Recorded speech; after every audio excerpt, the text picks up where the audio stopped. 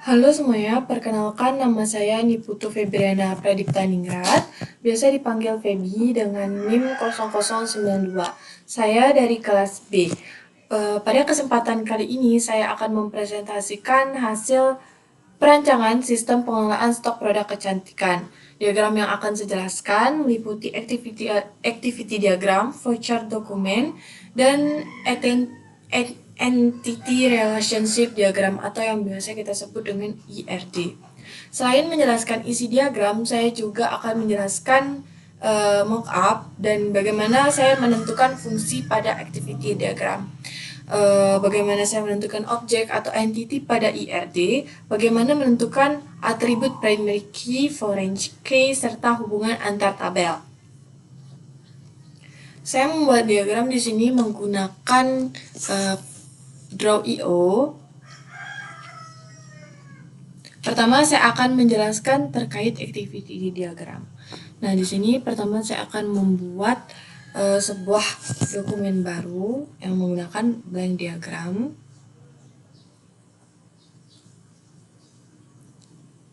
Sorry, kita ubah ya. Menyimpannya di Google Drive proyek UAS.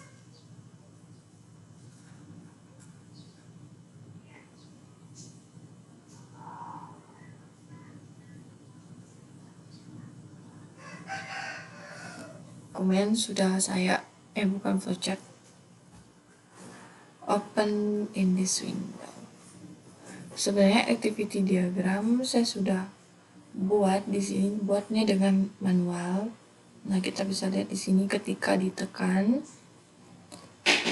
Nah, ini saya membuatnya manual. Oke, kita lanjut saja. Pertama di sini saya memberikan judul menggunakan teks. Judulnya itu adalah activity diagram. Kenapa saya menggunakan judul? Biar bisa saya membedakan ini activity, biar dapat diketahui ini diagram apa gitu. Di sini kita ubah aja teksnya. Klik. Jadi activity diagram pengelolaan stok produk kecantikan.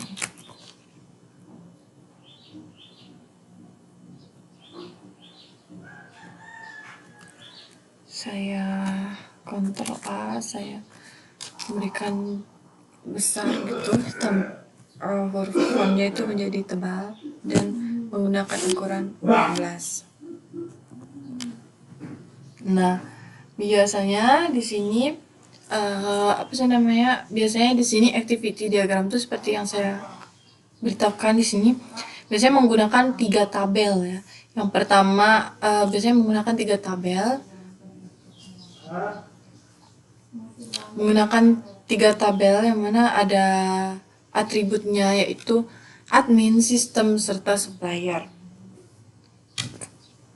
Saya di sini menggunakan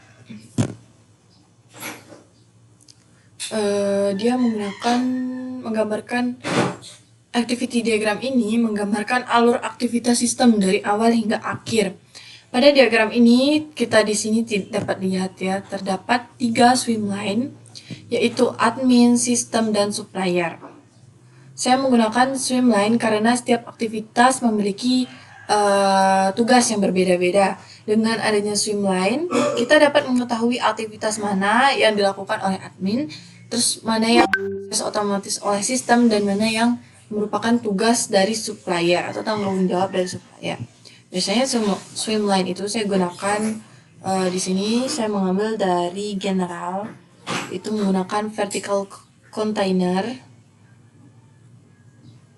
Cara saya seperti ini, atau bisa aja kita dari sini container 3. Nah, tapi di sini tidak ada judulnya ya. Jadi saya bisa menggunakan yang dari vertical container. Kita drag aja, cukup nge-lag sumpah. 1 karena di sini atributnya ada 3 atau simbolnya penanggung jawabnya itu ada 3, jadi kita menggunakan simbolnya itu 3.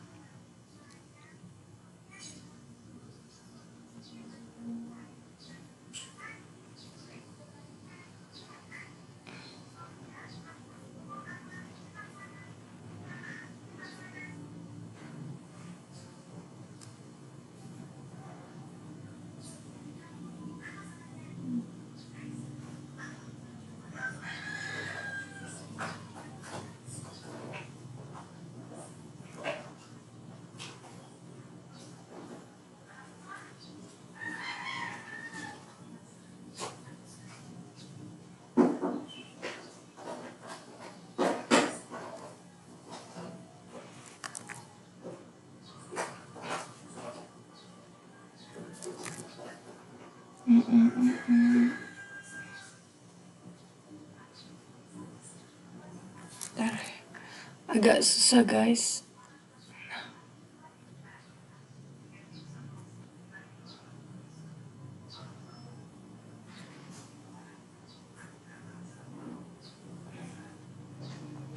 Di sini diberikan judul pada vertical container ini. Diberikan judul yang pertama itu ada admin.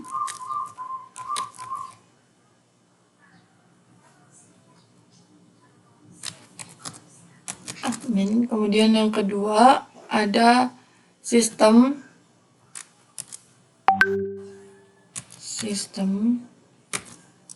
Dan yang di sini pada kontainer ketiga diberikan nama supplier.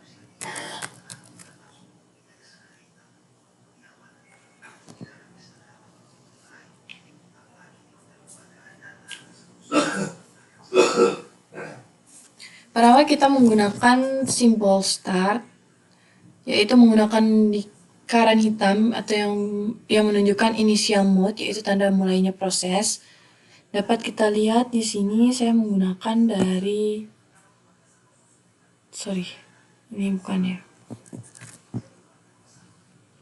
Saya menggunakan ntar kita cari dulu.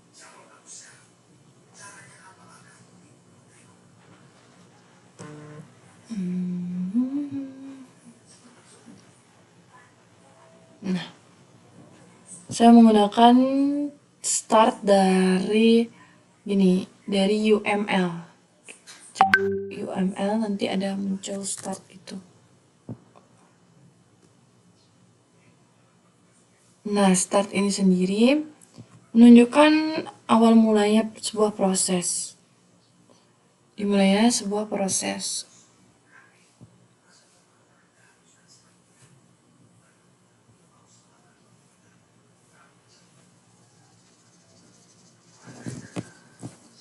Kemudian kita membuat kotak dengan sudut agak membulat itu untuk menunjukkan aktivitas dari yang dilakukan oleh admin. Di sini admin melakukan aktivitas. Saya menggunakan entity relationship ya. Entity dari entitas relationship atau yang disebut dengan entity, di mana admin ini akan melakukan kelola data produk.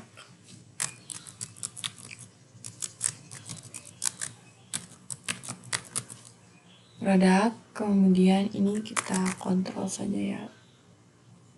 Di sini admin juga melakukan input transaksi stok masuk. Kenapa menggunakan ini agak membulat itu dikarenakan entity ini menunjukkan sebuah aktivitas yang akan dilakukan oleh admin. Simbolnya itu bisa yang agak bulat, sudutnya bisa juga yang kotak persegi panjang. Dia akan melakukan input transaksi stok masuk.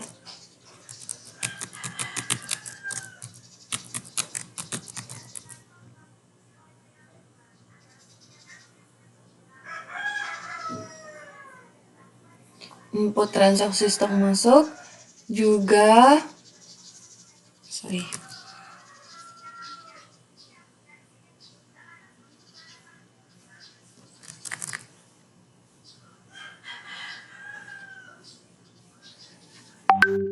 admin akan melakukan input transaksi stok keluar.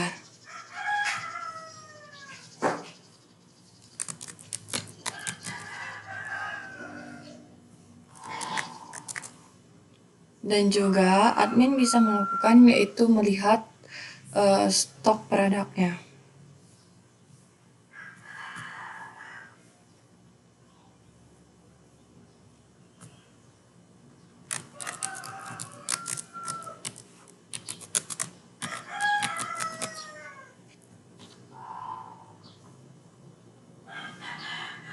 Di sini kita hubungkan menggunakan garisnya, karena alurnya seperti ini ya. Lanjut di bawah sini.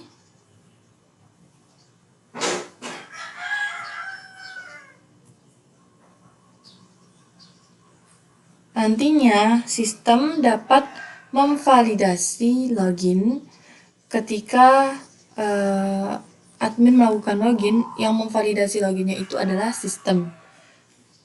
Oke, kita kurang di sini ya. Kalau misalkan ini tuh di admin ini juga bisa melakukan login. Yang pertama dia dulu melakukan login dulu, baru dia bisa melakukan tugas-tugasnya. Tugas-tugasnya itu seperti kalau ada tag produk, input stok masuk, input stok keluar. Jadi yang pertama dilakukan oleh admin itu adalah login terlebih dahulu. Nah, di sini admin bisa melakukan login.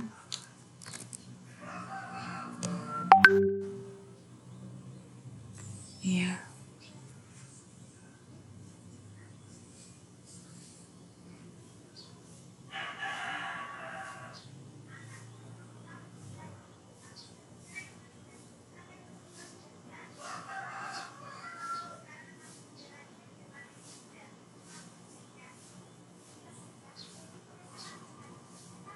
Nah, ketika admin melakukan login, nantinya sistem akan melakukan tugasnya yaitu memvalidasi login dari admin. Di sini ya.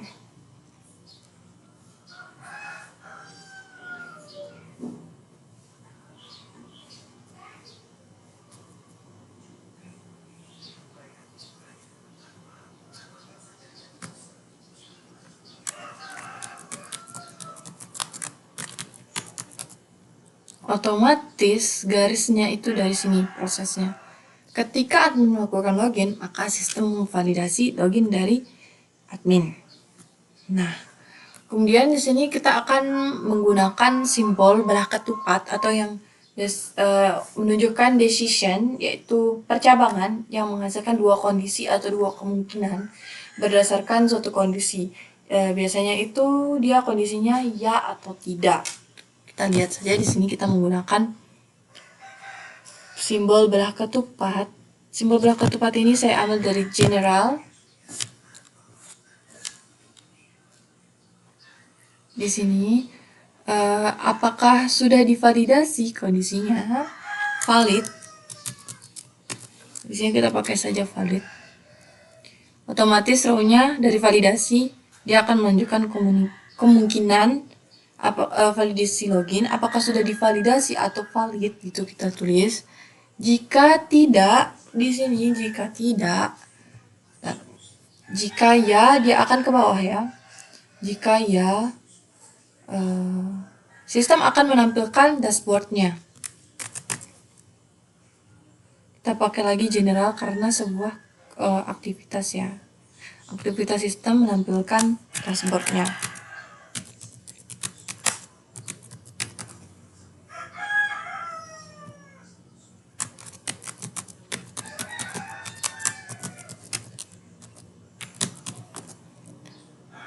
Ini di sini kita tulis jika ya, maka sistem akan menampilkan dashboardnya. Nah, di sini Yang dilakukan sistem itu sistem dapat melakukan simpan data produk, simpan transaksi itu semua dilakukan oleh sistem yang memvalidasinya, seperti kayak kita melakukan input transaksi stok masuk. Nah, ketika klik kan otomatis sistem akan munculkan data produknya itu telah disimpan gitu. Sini aja ya kita masukkan. Dia berhubungan soalnya di sini. Agak sinian.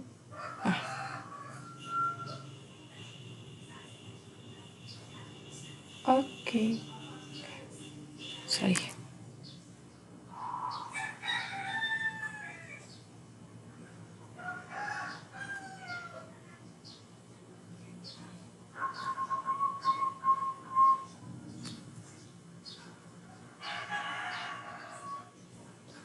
Kita pinggirkan aja ya guys.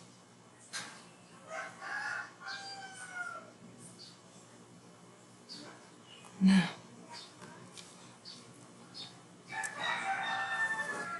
kelola data ketika admin melakukan kelola data produk di sini, maka sistem akan menyimpan data produknya. Yang dilakukan sistem adalah menyimpan data produk yang dikelola oleh admin. Itu istilah logikanya. Karena sistem itu merupakan dari sebuah aplikasinya.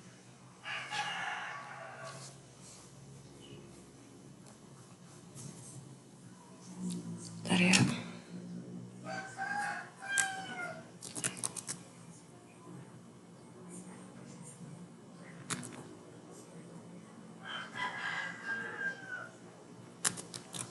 Simpan data produk. Di sini yang dilakukan oleh data produk sistem adalah simpan data produk. Ini pakai row-nya yang garis putus-putus guys. Nah, kemudian di sini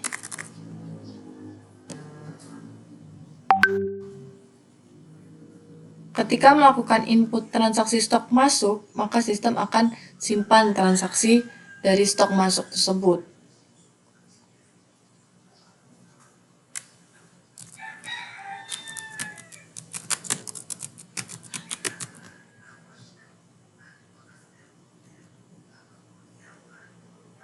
Sama menggunakan garis putus-putus.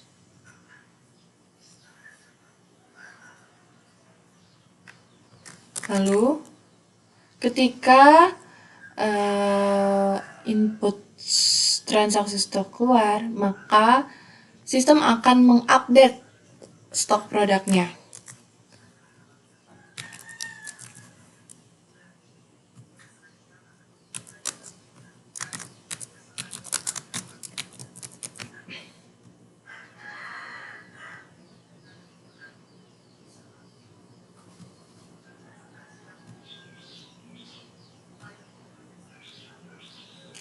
Lanjut, ketika lihat stok produk, otomatis sistem akan mengecek stok minimum yang menampilkan cek stok minimum. Kan admin melihat stok produk ya. Di sini admin akan menampilkan atau memberitahukan cek stok minimum gitu. Dia biasanya menampilkan peringatan kalau yang di desainnya.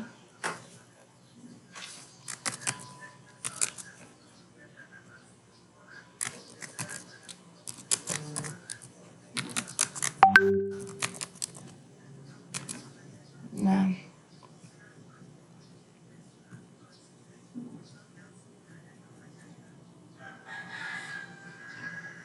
di sini jika alurnya tidak,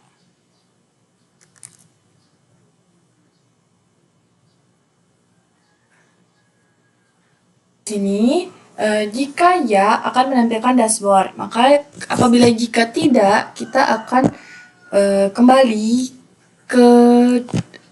ke proses login. Setelah berhasil login, maka admin akan melakukan kelola data produk. Nah, di sini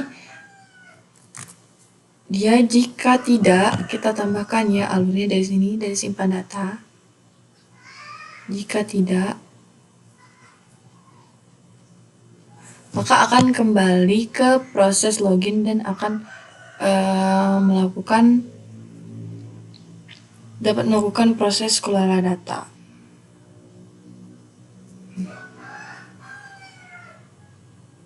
Sini ya.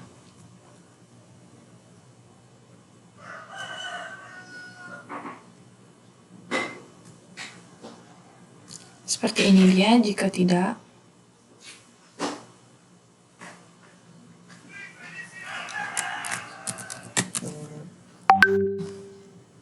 Ini ya. Jika ya, sistem akan validasi login. Jika valid, maka dapat menampilkan dashboard. Nah, apabila tidak, maka sistem akan kembali lagi ke proses login dan dapat melakukan kelola data produk. Lanjut, yaitu tampilkan dashboard. Menampilkan dashboard, kita dapat melakukan update stok produknya. Update stok produk dan dapat input transaksi keluar, transaksi masuk, seperti itu. Kemudian di sini cek stok minimum. Kita menggunakan lagi belah ketupat. Kemudian cek stok minimum pada tahap ini kita menggunakan lagi decision. Atau belah ketupat ya. Decision belah ketupat. Di sini apakah stok batas minimum? Stok sudah mencapai batas minimum.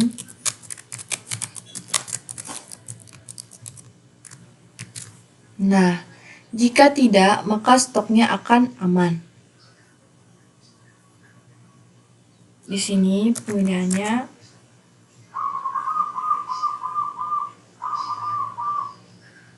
jika tidak, maka stoknya akan aman.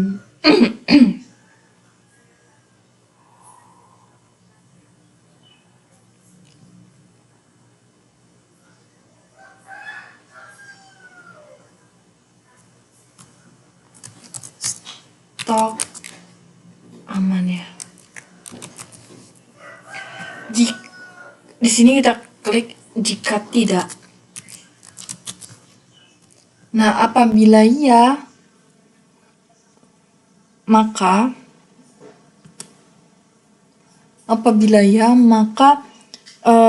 akan menampilkan notifikasi bahwa stoknya itu telah menipis.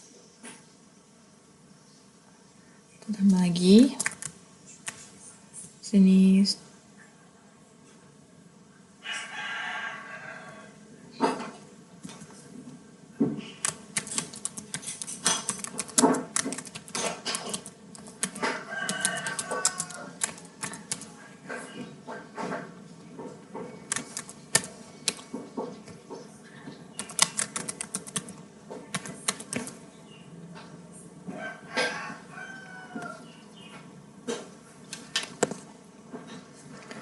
Kemudian admin akan membuat permintaan pembelian kepada supplier. Dia akan membuat permintaan pembelian ke supplier. Karena stoknya telah menipis, jadi admin transact.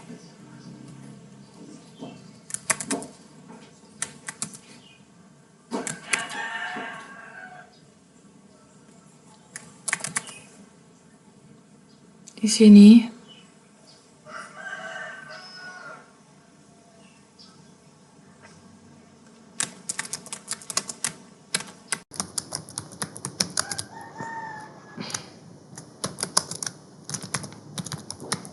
dia akan membuat permintaan pembelian ke supplier.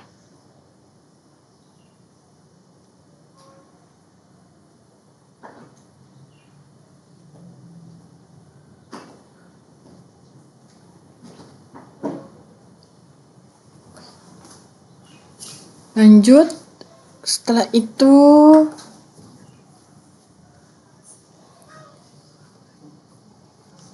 sistem akan mengirimkan data pesanan kepada suppliernya.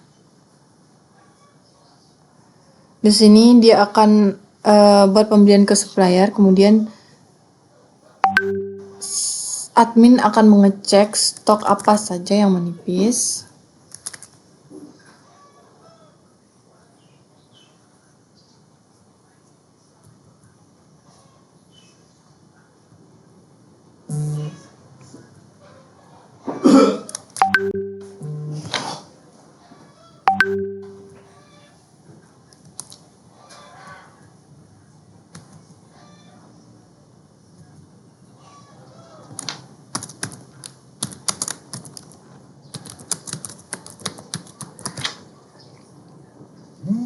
Nah, kemudian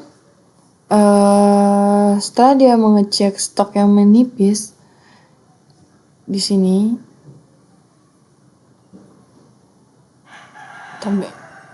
kita buatnya seperti ini ya.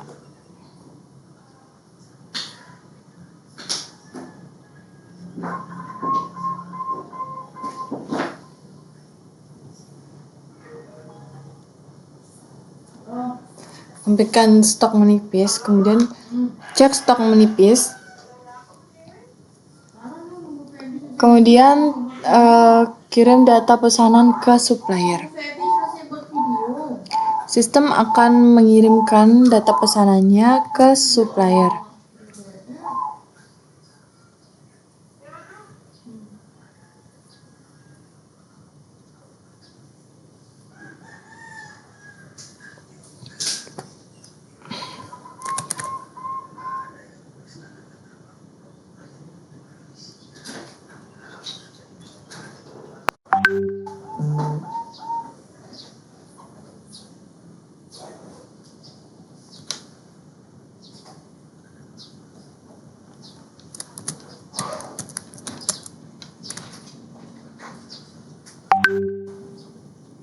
Sistem akan mengirimkan data pesanan ke suppliernya.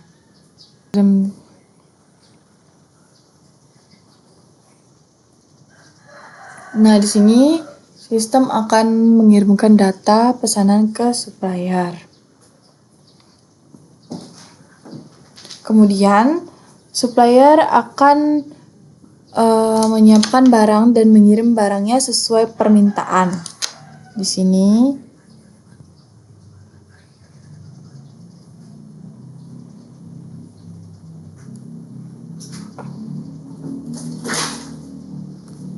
cek stok minimum ini, supplier akan menerima pesanan dari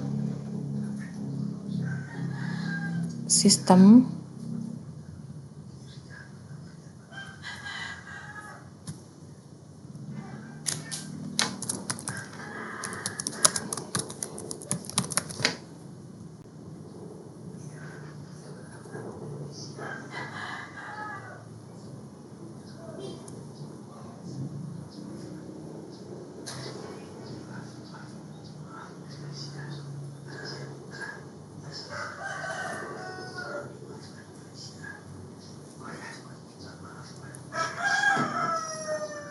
Kemudian supplier menyiapkan barangnya yang dipesan oleh admin atau yang diterima, itu pesanan yang diterima oleh supplier. Supplier menyiapkan pesanannya.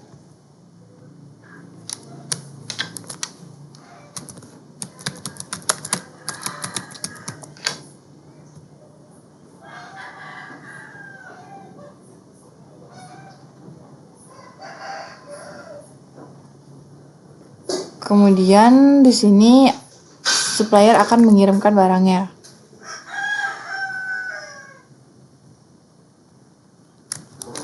Kirim barang.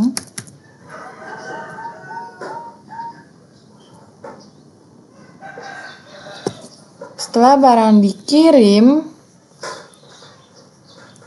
admin melakukan input barang masuk.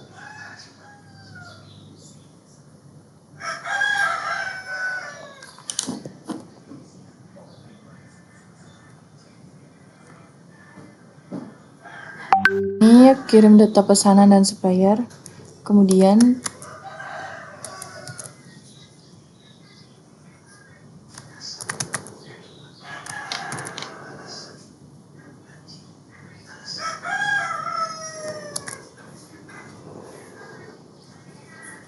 sini sistem melakukan input barang masuk itu dari si admin ya.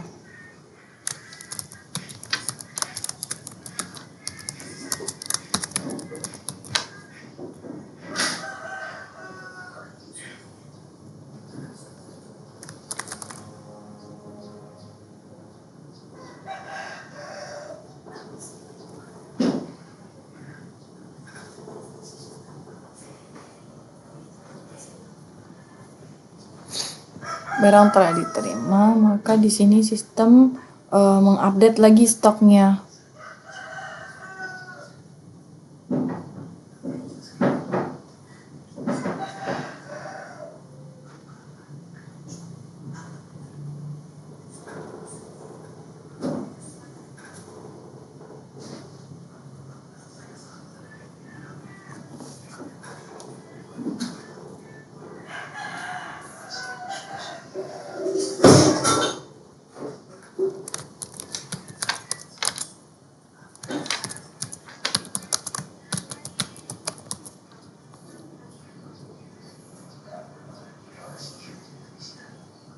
Kemudian sistem juga mengupdate stok produknya.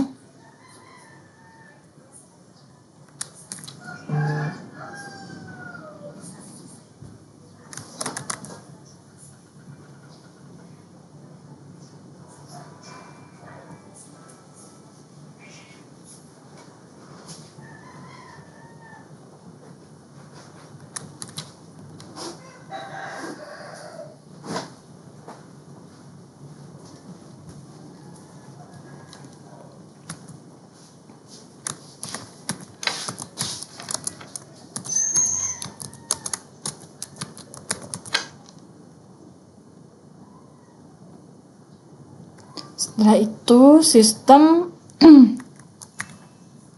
melakukan generate laporan.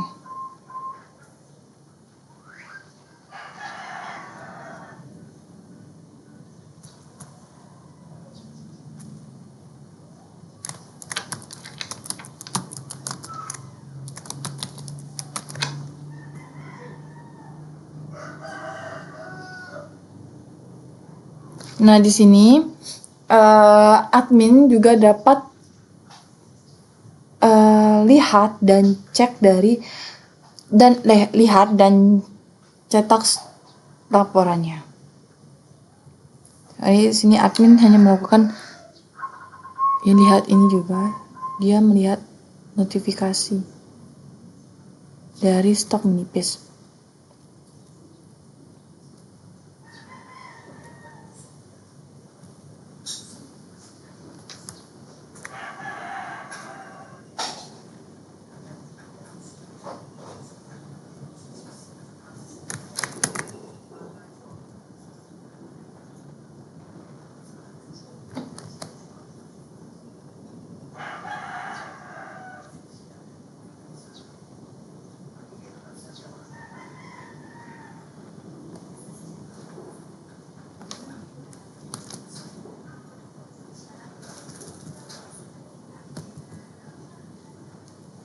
Di sini admin bisa melihat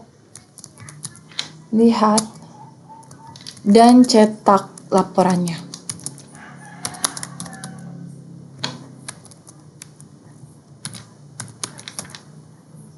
Kemudian admin melakukan lookout.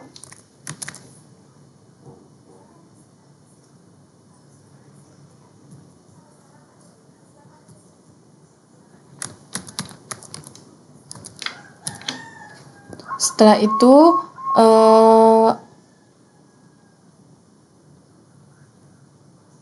admin melakukan lookout. Setelah itu proses berakhir pada final node. Final node ini saya menggunakan dari UML. Final node-nya ada di UML. Browse UML. Nah, nih. Gunakan N.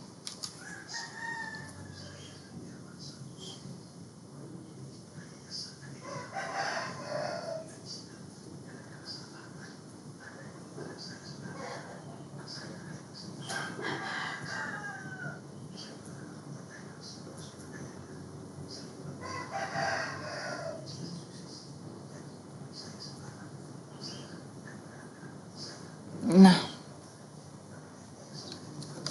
ini adalah activity diagram dari pengelolaan stok produk kecantikan. Saya jelaskan kembali alurnya ya. Pertama, dimulai dengan initial node, kemudian admin membuka sistem dengan melakukan login. Setelah itu sistem melakukan validasi login jika username atau password yang dimasukkan benar.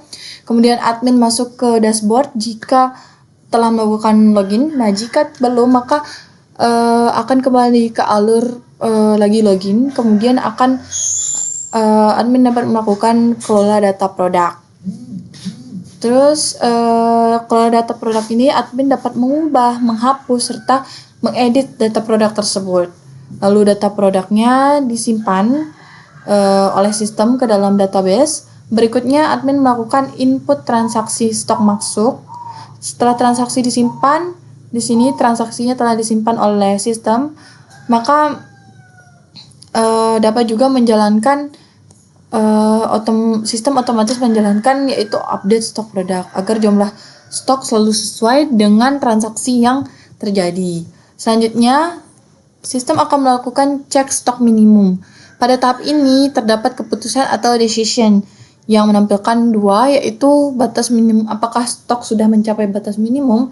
Jika tidak, maka stoknya aman. Jika iya, di sini jika ya, saya lupa menambahkan ya. Jika ya, sistem akan menampilkan notifikasi stok menipis. Kemudian admin akan membuat permintaan pembelian kepada supplier. Sistem mengirimkan pesanan kepada supplier. Supplier menerima pesanan dan menyiapkan barangnya sesuai dengan yang disimpan. Kemudian di sini admin melakukan input barang masuk input stok produk yang telah disimpan di sistem. Jadi ditaruhnya di sistem. Kemudian di sini sistem kembali melakukan update stok produknya sesuai dengan jumlah barang yang telah diterima. Sistem melakukan generate laporan dan di sini si admin dapat melihat dan cetak laporan serta logout. Oke, saya jelaskan dari mana atribut-atribut ini atau objek-objek ini kita dapatkan.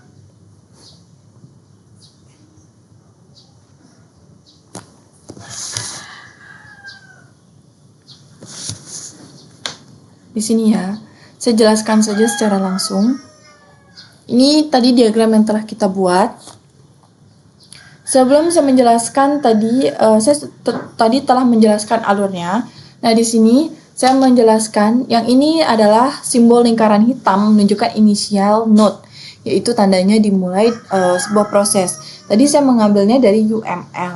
Kemudian kotak sudut membulat menunjukkan activity atau aktivitas yang dilakukan. Aktivitas yang dilakukan oleh admin, aktivitas yang dilakukan oleh sistem, dan aktivitas yang dilakukan oleh supplier. Kemudian di sini juga ada simbol belah ketupat yang membulat menunjukkan decision atau percabangan yang menghasilkan dua kemungkinan dari suatu kondisi. Nah, panah ini menunjukkan alur proses. Di sini kita lihat menunjukkan alur proses dari satu aktivitas ke aktivitas berikutnya. Sedangkan lingkaran hitam yang dikelilingi lingkaran menunjukkan final node, yaitu proses telah selesai atau end. Mengapa pilih fungsi-fungsi ini? Fungsi pada aktivitas diagram tidak dibuat secara acak. Saya menentukan fungsi ini berdasarkan hasil analisis kebutuhan sistem dan proses bisnis yang terjadi pada sebuah toko produk kecantikan. Di sini saya melihat aktivitas apa saja yang benar-benar dilakukan oleh admin ketika mengelola stok, mulai dari login, mengecek stok, melakukan pembelian, menerima barang, hingga membuat laporan. Karena aktivitas tersebut benar-benar terjadi dalam proses bisnis, maka aktivitas tersebut dapat dijadikan sebagai fungsi pada activity diagram. Nah, login. Pada login di sini proses kita mulai dengan login. Fungsi login yang saya tambahkan di sini karena sistem harus memastikan bahwa hanya admin yang memiliki akun dapat mengakses sistem. Kemudian sistem melakukan validasi login.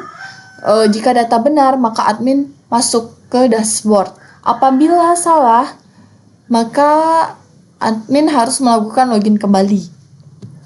Kemudian kelola produknya.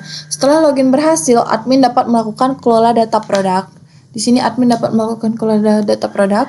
Fungsi ini saya ambil karena sistem harus menyediakan fasilitas untuk menambah, mengubah, atau mengedit serta menghapus data produk. Kemudian sistem menyimpan data produk tersebut ke dalam database. Di sini. Lalu input transaksi. Selanjutnya admin melakukan input transaksi stok masuk ataupun stok keluar. Di sini kita dapat lihat fungsi ini dibuat karena jumlah stok akan berubah setiap kali terdapat barang masuk maupun barang keluar. Setelah transaksi disimpan sistem secara otomatis, maka sistem akan menjalankan fungsi update stok produk ini sesuai dengan kondisi sebenarnya. Cek stok minimum, di sini sistem akan menjalankan fungsi cek stok minimum. Fungsi ini saya tambahkan karena tujuannya sistem itu adalah membantu admin mengetahui apabila stok mulai menipis atau telah habis. Terdapat simbol di sini, ada simbol kondisi atau decision. Apabila stok masih aman, maka proses selesai dan admin dapat melanjutkan aktivitasnya kembali. Namun apabila stok berada di bawah kapasitas minimum, maka sistem akan menampilkan notifikasi bahwa stok telah menipis. Setelah itu, pada pembelian, setelah notifikasi muncul, admin otomatis akan membuat permintaan pembelian kepada supplier. Fungsi ini diambil karena dalam proses bisnis, ketika stok menipis habis, maka admin harus melakukan pemesanan barang.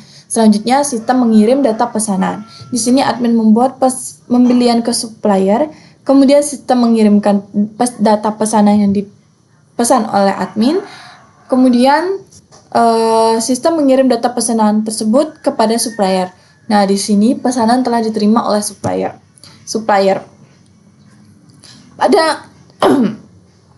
Pada streamline supplier terdapat aktivitas siapkan barang, kirimkan barang.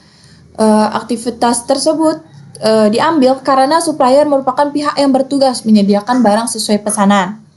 Kemudian ada barang masuk. Setelah barang diterima, admin melakukan input barang masuk dan input barang keluar sesuai dengan jumlah stok yang bertambah dan sesuai barang yang diterima.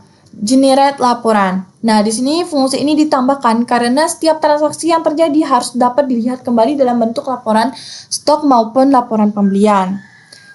Oke, mungkin itu saja penjelasan saya dari activity diagram.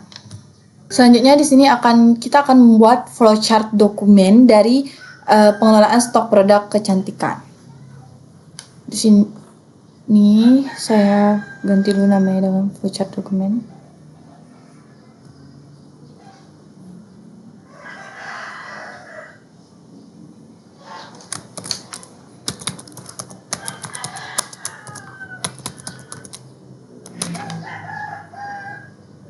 Sama ya, di sini juga pada flowchart dokumen juga menggunakan alur perpindahan dokumen dari satu bagian ke bagian lainnya.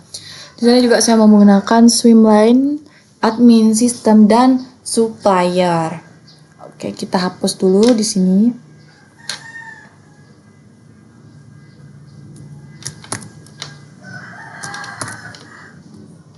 Kita pakai saja yang tadi ya, biar nggak ribet buat kotaknya lagi.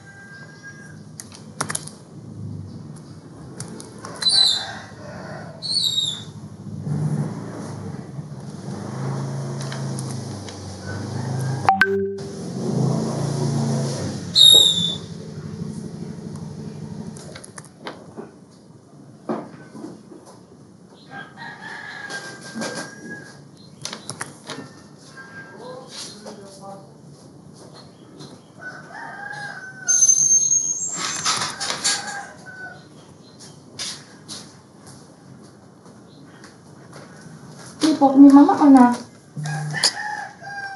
Itu. Makan.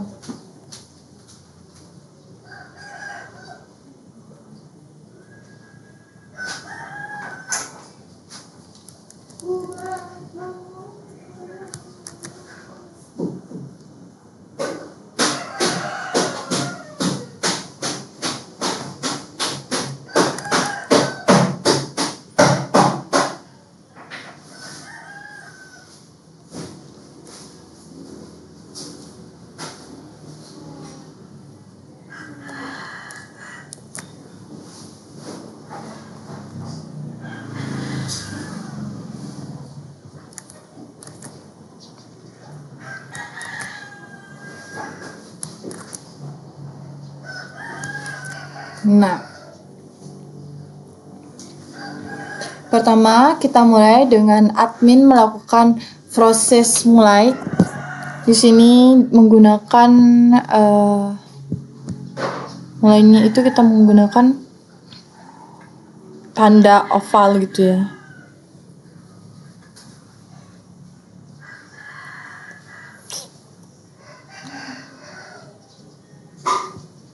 Nggak di ellipse sih, mana dia?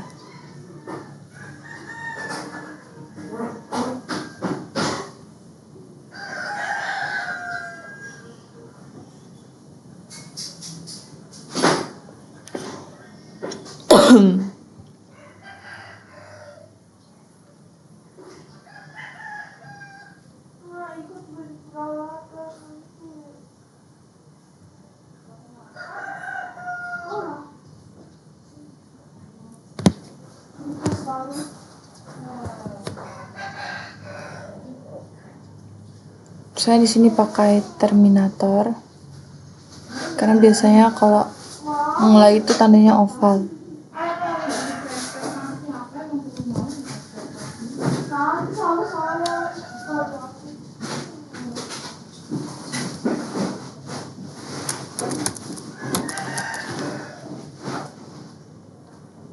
Kemudian admin melakukan input data produk. Nah, terus.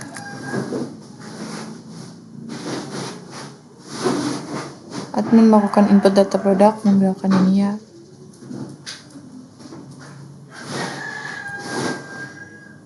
Ini menggunakan persegi. Saya ambilnya di sini saja, tapi dia letaknya itu di general.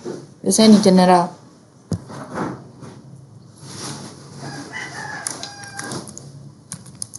Kenapa dia, kalau misalkan perbedaannya itu, kalau untuk flowchart dokumen, kalau untuk flowchart itu biasanya ya menggunakan ini biasanya Terminator itu untuk proses mulainya, kemudian untuk persegi panjang ini untuk kondisi atau aktivitas yang dilakukan. Di sini ada input data produk yang dilakukan oleh admin. Kemudian di sini admin juga melakukan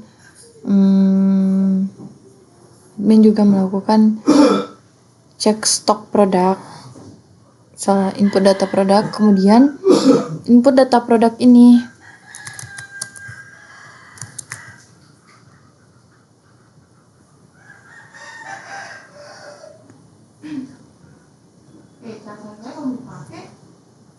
sistem akan simpan data produk yang telah diinput oleh admin. Kemudian melakukan input transaksi stok keluar dan masuk.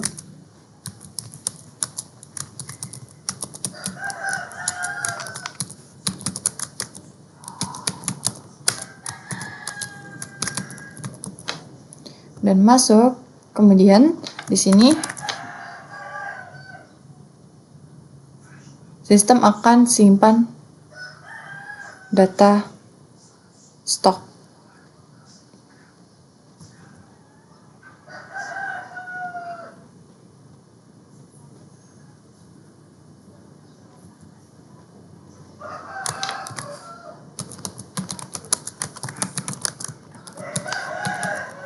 Data stok seperti ini ya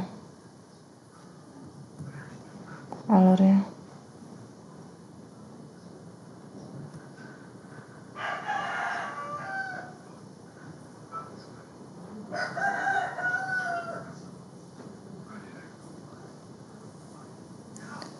Selanjutnya di sini cek stok, admin melakukan cek stok.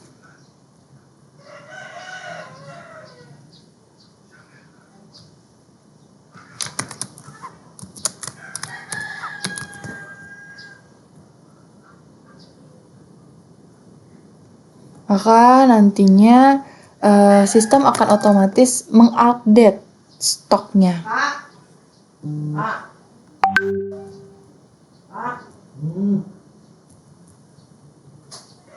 Update stok ya.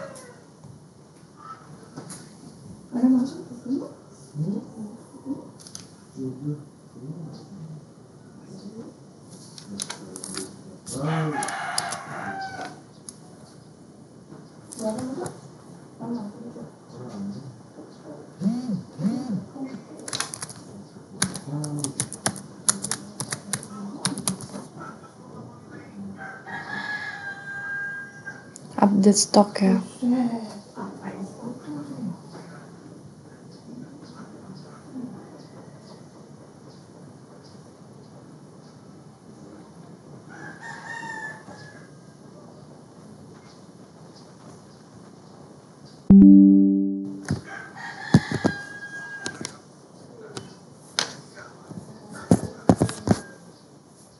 Setelah itu sistem akan melakukan decision kondisi. Sini menggunakan berlaku tepat juga untuk kondisinya. Apakah stok kurang dari minimum?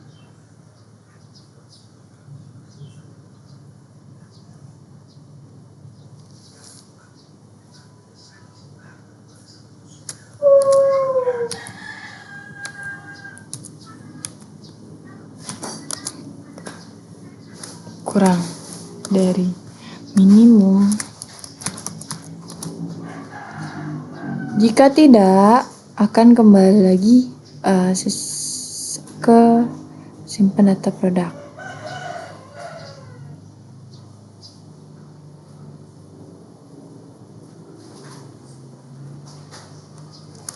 Jika tidak, jika ya, admin akan membuat pesanan.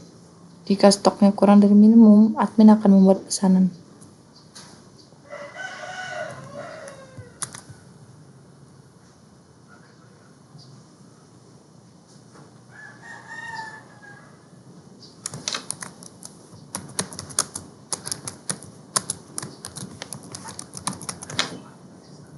Lalu di sini kita menggunakan simbol data, yaitu dokumen, karena flowchartnya dokumen. Simbol dokumen di sini. Kirim data pesanannya. Dokumen pesanannya, sistem akan mengirimkan dokumen pesanan. Admin berpesanan. Nah, di sini dokumen pesanannya di sistem.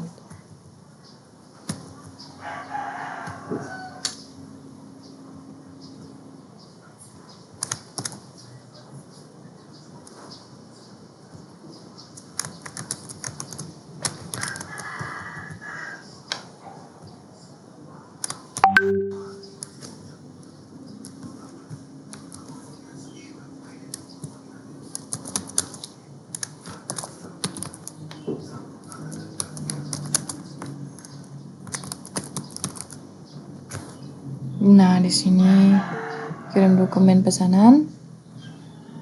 Kemudian sistem akan supplier akan terima dokumen pesanan dari si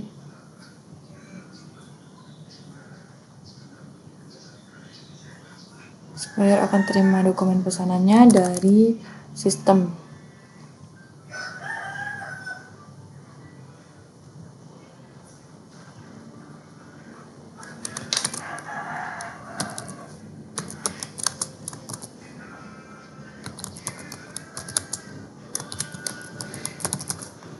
Kemudian di sini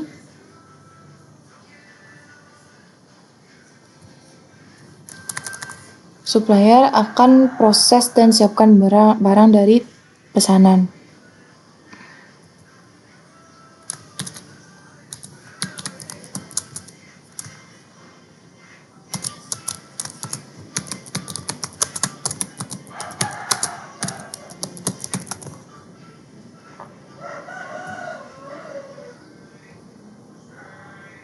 Lalu supplier akan kirim barangnya.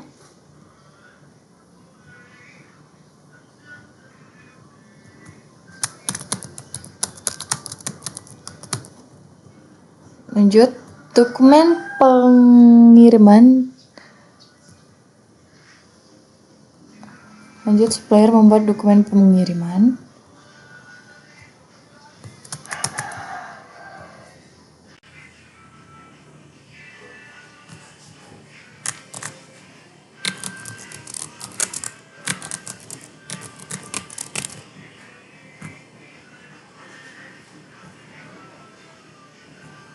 Nah, di sini setelah mengirim barang, otomatis sistem akan simpan barang yang masuk.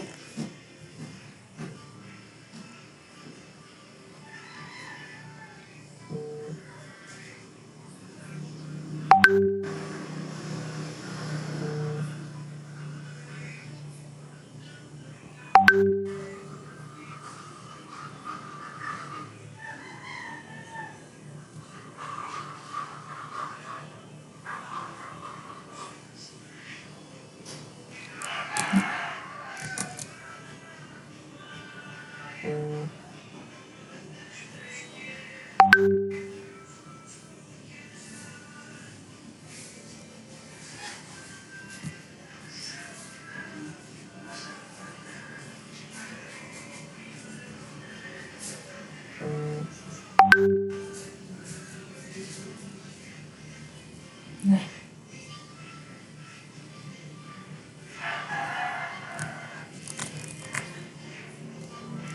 di sini sistem akan simpan barang masuk.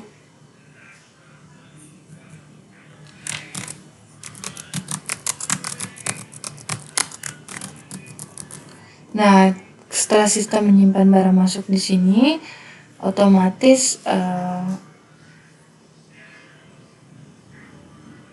admin terima barang pesanan.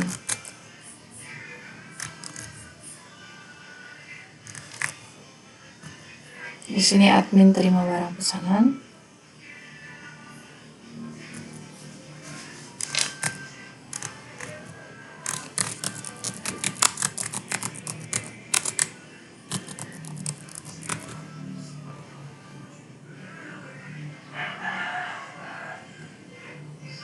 Setelah itu, admin akan menginput barang yang masuk.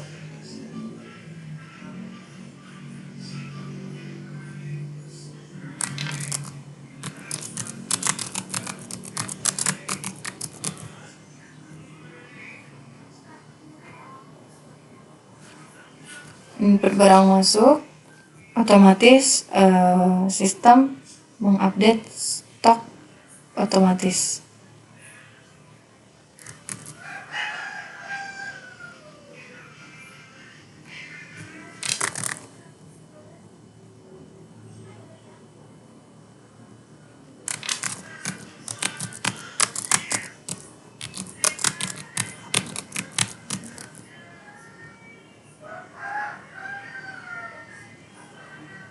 Kemudian sistem dapat melihat atau membuat laporan dari stok dan pembelian.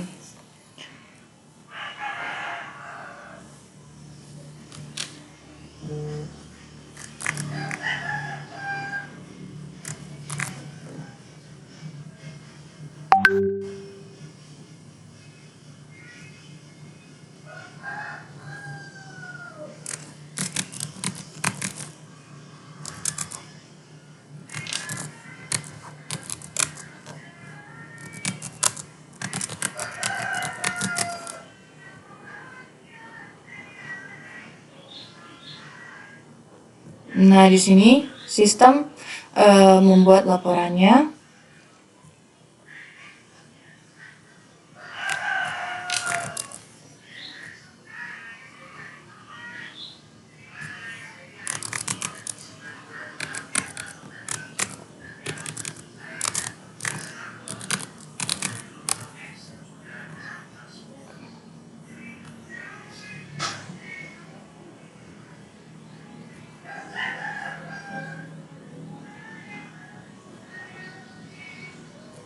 Setelah itu barulah proses berakhir di admin.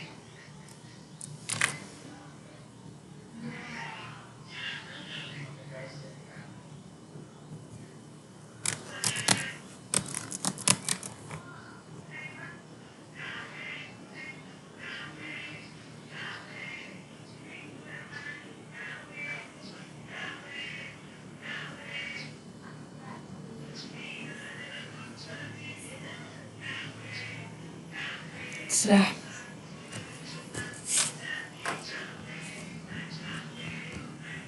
Nah, sebelum saya jelaskan terkait alurnya, di sini flowchart dokumen ini kita gunakan untuk menggambarkan alur dokumen dari satu bagian ke bagian lainnya.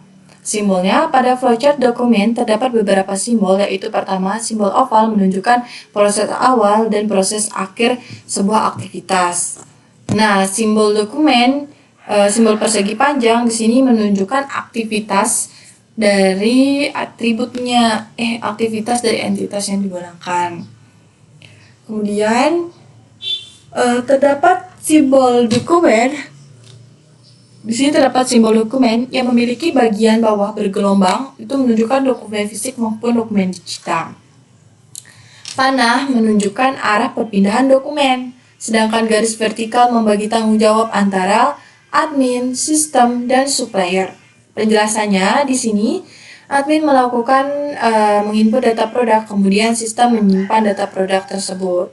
Kemudian admin melakukan pengecekan stok. Di sini melakukan pengecekan stok. Jika stok masih aman, maka proses selesai. Namun apabila stok minimum, maka admin membuat purchase pre-order. Di sini jika tidak jikanya membuat pesanan dan mengirimkan purchase kepada supplier. Kemudian supplier menerima purchase order. Setelah barang dikirim, supplier juga mengirimkan dokumen pengiriman sebagai bukti. Di sini dokumen pengiriman sebagai bukti bahwa barang telah dikirim. Kemudian admin menerima barang tersebut. Di sini admin menerima barang yang telah dikirim, kemudian admin menerima barang tersebut dan melakukan input barang masuk. Sistem memperbarui stok produk kembali menghasilkan laporan stok pembelian. Sini. Oke, kita bahas lagi ya alurnya di sini.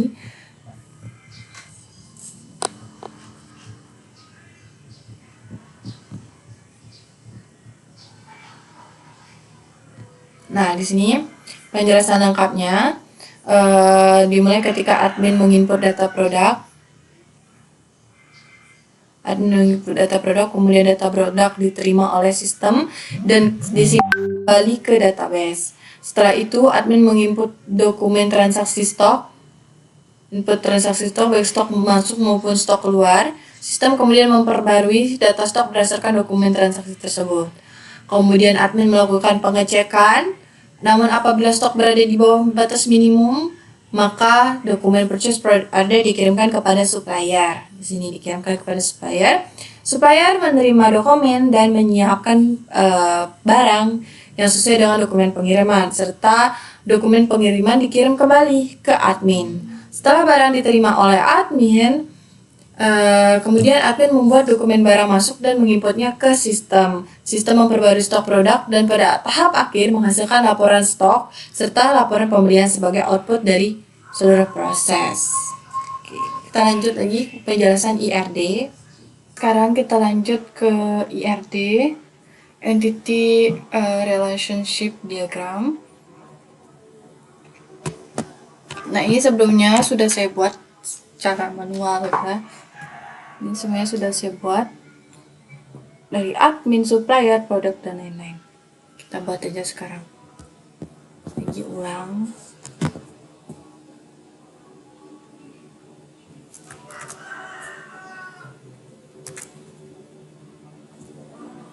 Semuanya saya hapus terlebih dahulu ya.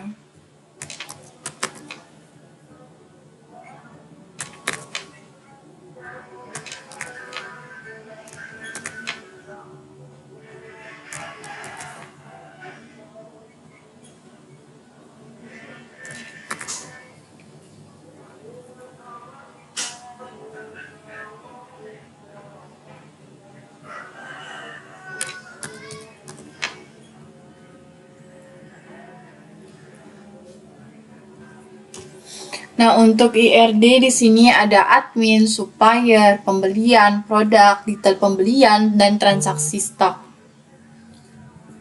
Kita mulai. Saya menggunakan list.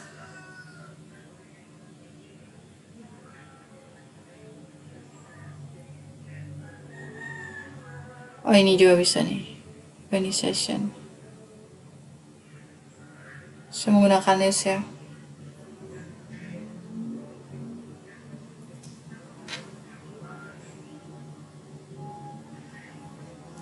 Pertama itu ada admin.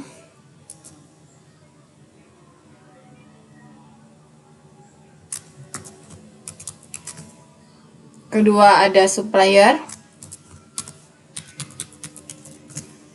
Di mana admin ini berisikan ID adminnya, ID admin ya. ID admin itu integer. Dia itu primary key. Kenapa primary key? Karena kodenya itu unik dan tidak dapat berubah. Itulah primary key.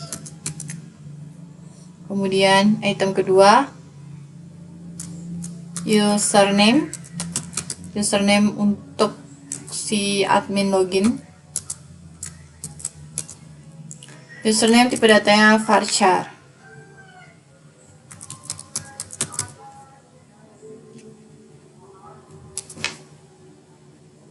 Yang ketiga, di sini ada password.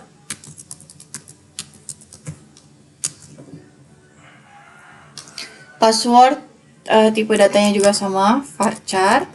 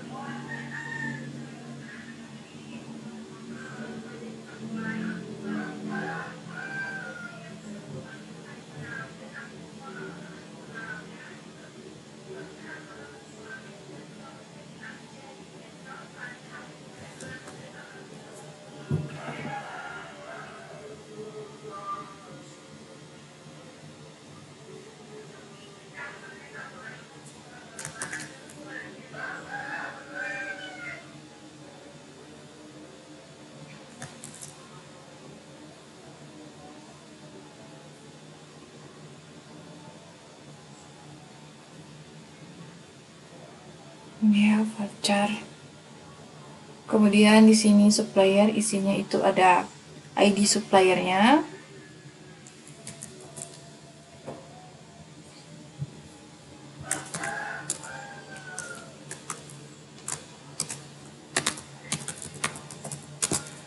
Dengan tipe datanya itu adalah integer. Integer yaitu primary key.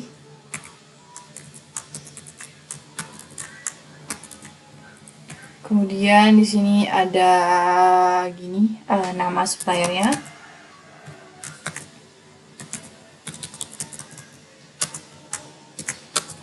Nama suppliernya tipe datanya varchar. Lalu ada alamat. Alamat tipe datanya itu teks. Dan ada telepon dari si gini ya. Telepon dari suppliernya. Telepon suppliernya itu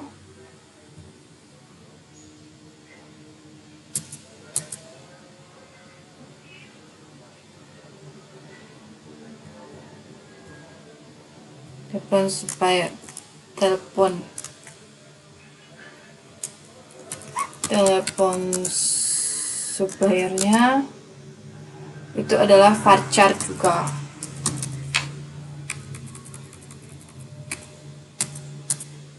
Nah, ini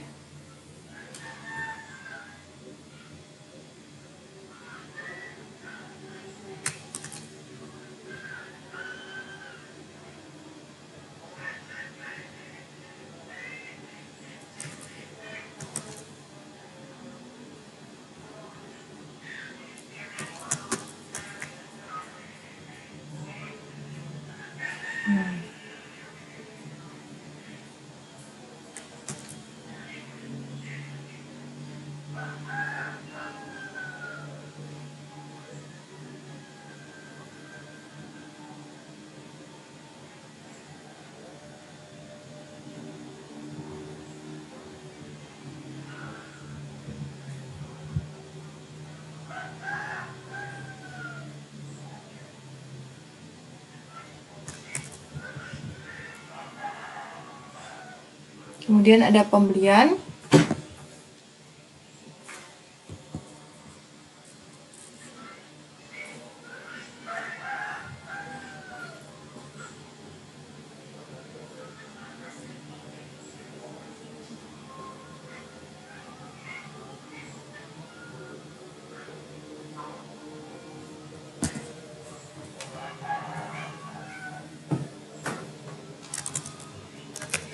Pembelian di sini.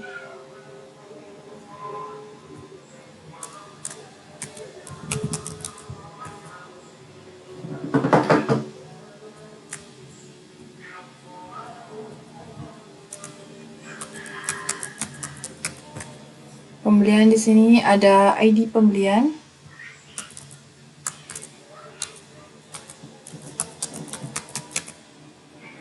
Itu dia integer, tipe datanya, sama primary key.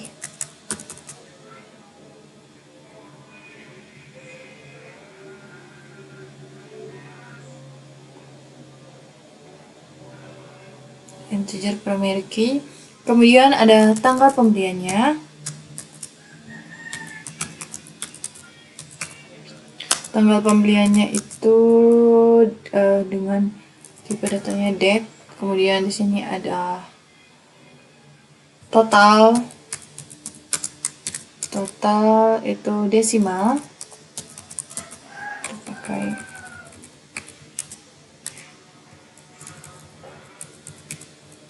desimal. Kemudian status. Status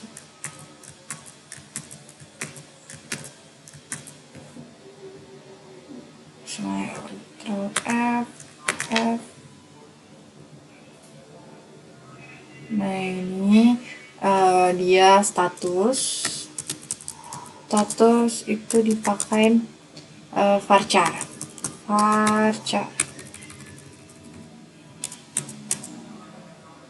Kita drag ke sini. Nah, masuk dia. Varchar, kemudian di sini ada ID admin dan ID supplier.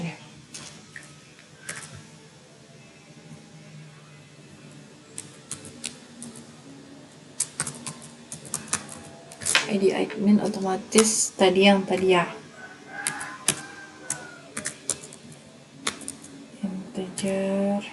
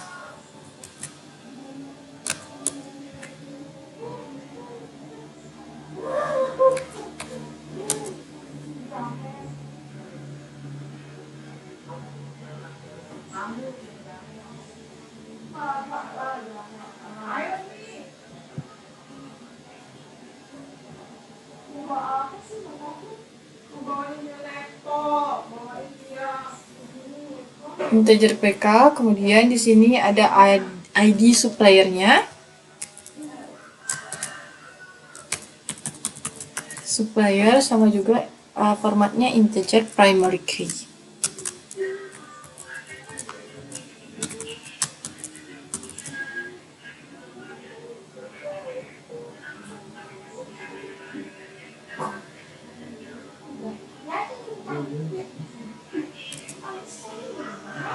Lanjut ke produk, kita juga menggunakan list tadi ya. Di sini saya pakainya list yang dari Advanced, dari ekstensinya si Draw.io sendiri. Semuanya kita buat pakai Draw.io karena Draw.io ini sudah lengkap gitu ya. Kenapa pilih Draw.io, dan juga kenapa saya membuatnya menggunakan Draw.io, karena biasanya latihan juga menggunakan Draw.io. Jadi sudah terbiasa gitu. Ini ini apa nih?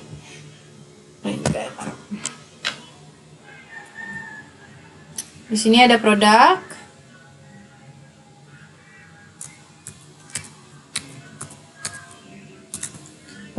Di sini ada ID produknya.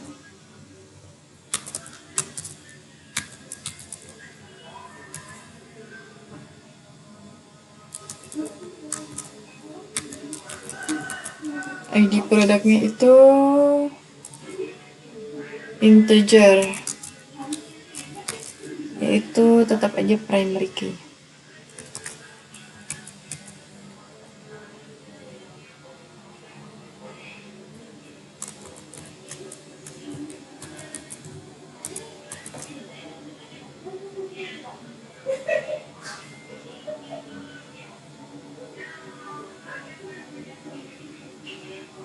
Terus ada nama produknya.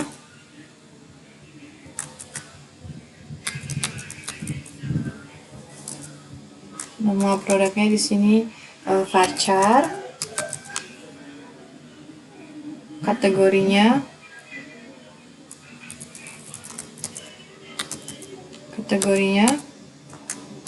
di sini kategorinya menggunakan varchar juga.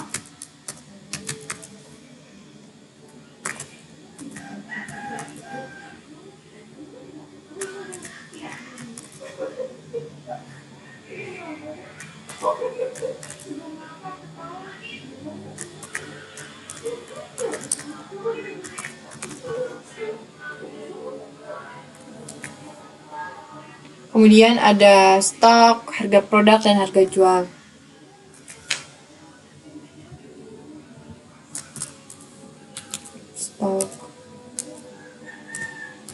Stoknya menggunakan integer.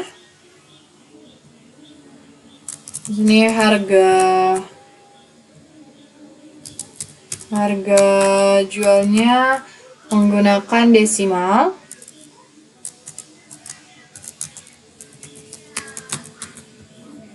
Di sini harga beli juga desimal.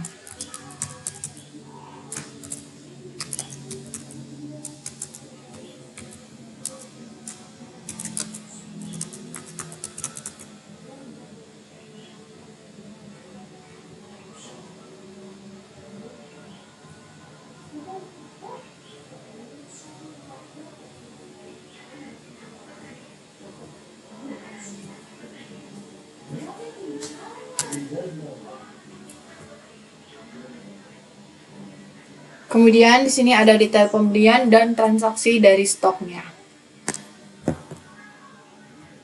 Detail pembelian dan transaksi stok ya.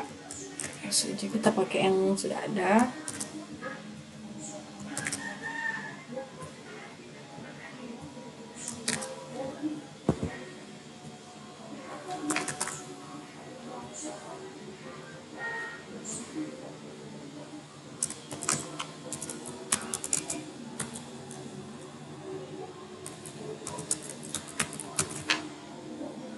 Di sini detail pembeliannya yang pertama itu ada ID detailnya.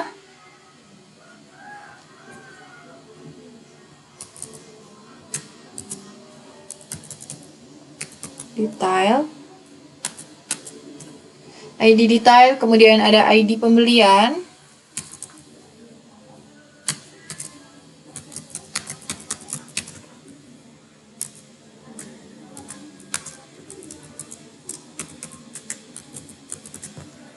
Kemudian di sini ada ID produk.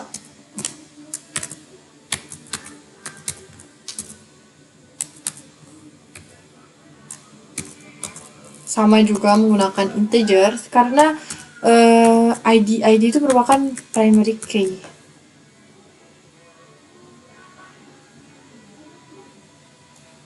Oke, lanjut di sini ada juga jumlahnya. Jumlahnya menggunakan integer ya.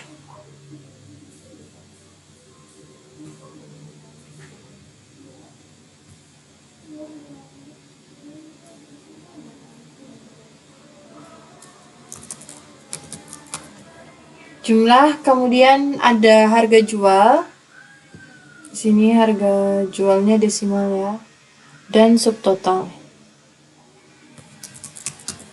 Harga jual dan subtotalnya juga desimal.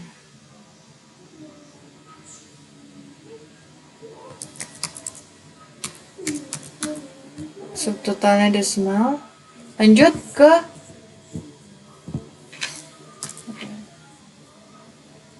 transaksi stok.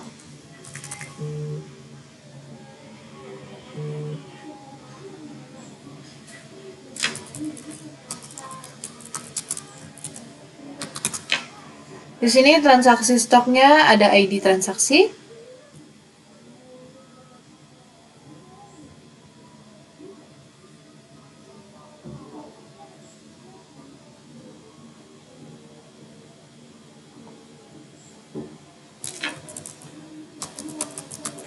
ID transaksi, kemudian ada ID produk,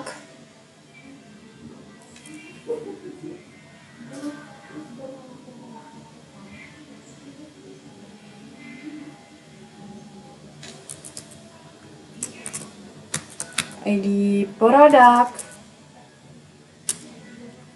sama juga integer,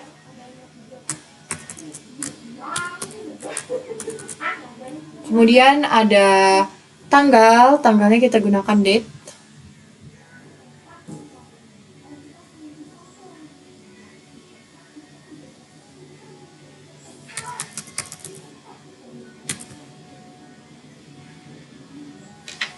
saya pakai date. Kemudian ada jenis transaksinya,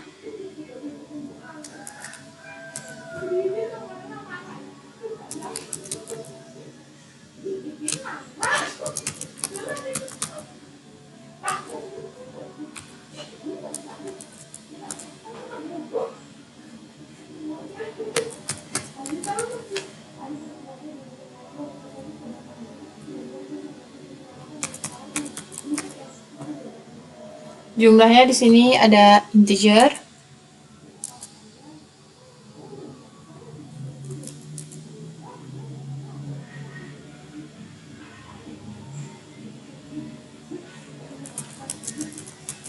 keterangan di sini integer, keterangannya kita pakai teks. Oke. Jadi untuk hubungannya di sini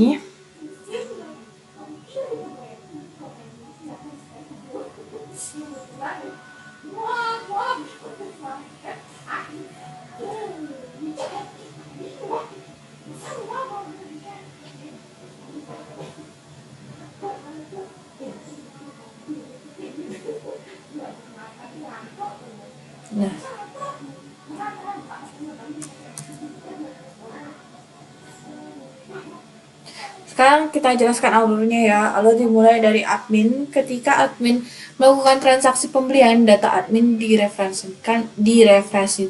diferensikan ke tabel pembelian melalui ID admin. Di sini berarti hubungannya di sini admin.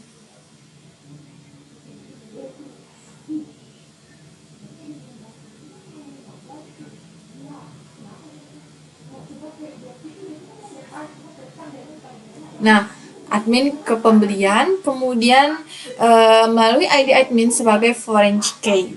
Pada tabel pembelian juga terdapat ID supplier. Di sini pembelian, pada tabel pembelian juga terdapat ID supplier.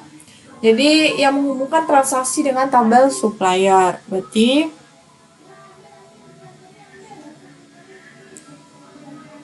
di sini berarti supplier juga berhubungan dengan tabel pembelian.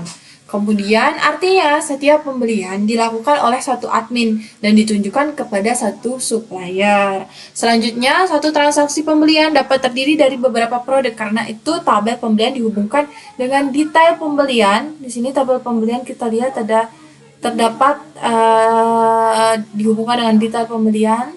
Kemudian menggunakan ID pembelian, di dalam tabel data detail pembelian terdapat ID produk.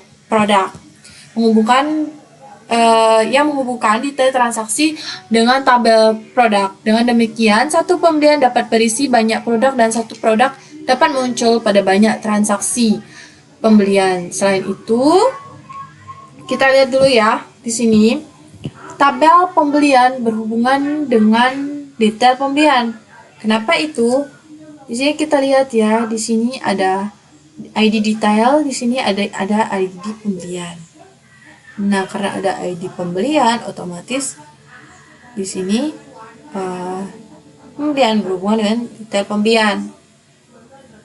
Dan juga detail pembelian berhubungan dengan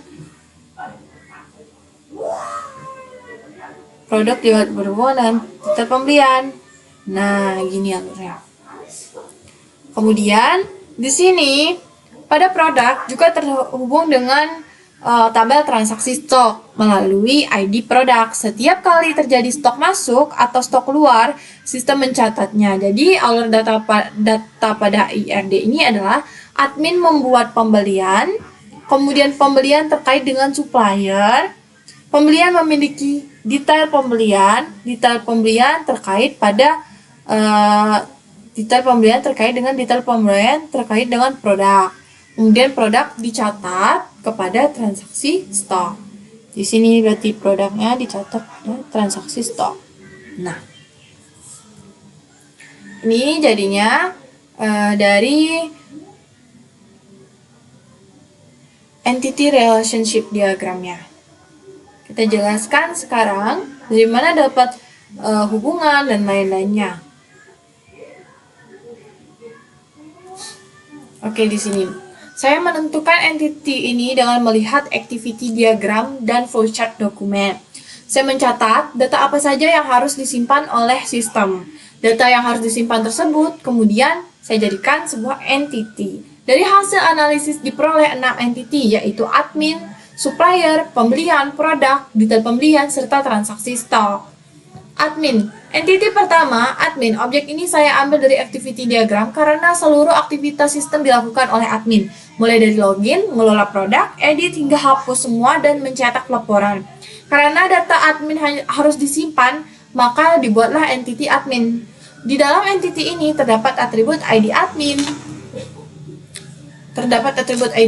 Yang diberi tanda primary key karena menjadi identitas unik setiap admin. Tadi yang saya sebut tadi seperti tadi itu kode unik.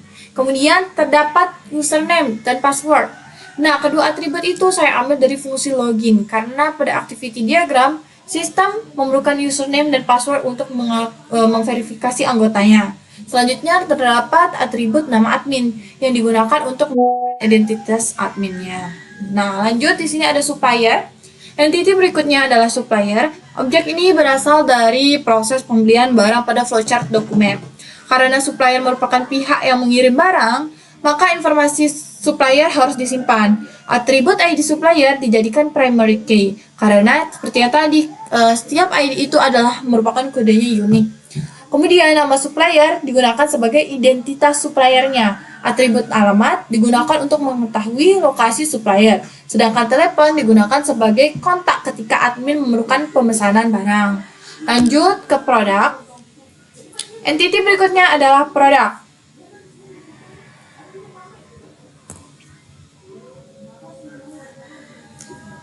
Objek ini diperoleh dari fungsi kelola produk pada activity diagram.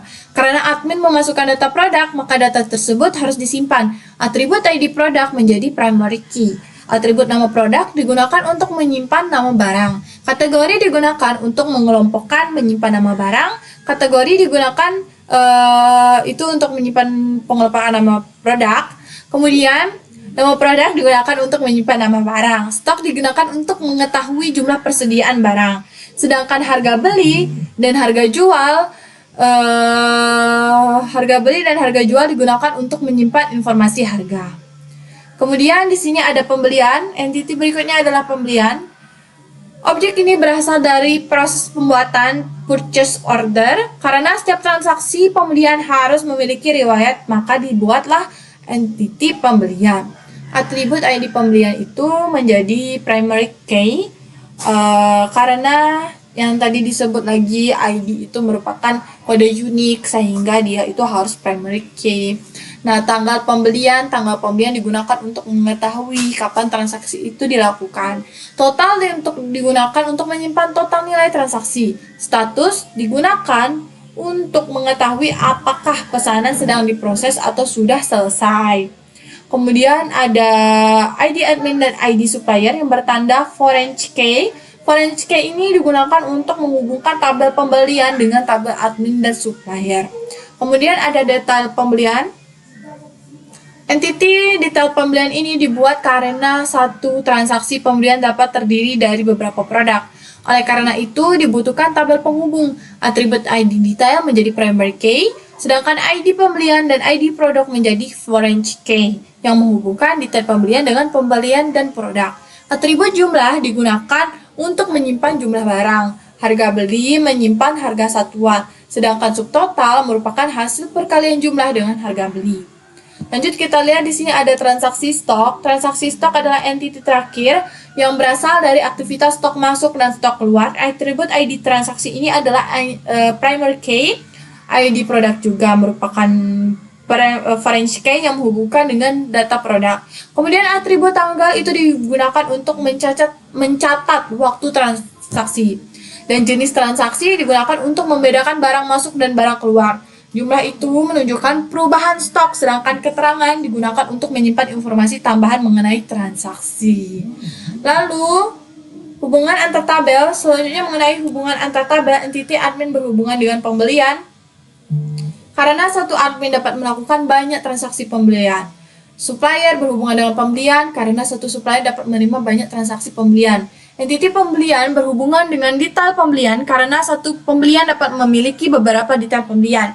Entiti produk berhubungan dengan detail pembelian dan transaksi stok karena stok produk dapat muncul pada banyak transaksi pembelian maupun transaksi stok. Hubungan ini kita tunjukkan melalui penggunaan foreign key pada setiap tabel. Foreign key itu yang menghubungkan pada setiap tabel.